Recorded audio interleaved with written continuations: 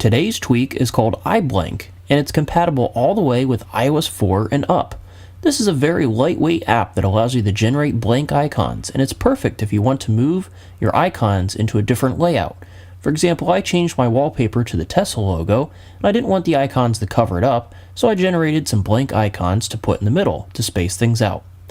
Now, there are definitely other tweaks and ways you can do this, but they all require changing the entire system theme, and that can use a lot of RAM and battery, so I prefer to do it this way because you only need to run the app once, choose how many icons you want, and then it will respring your device. And that's it. You can move them around and you're done.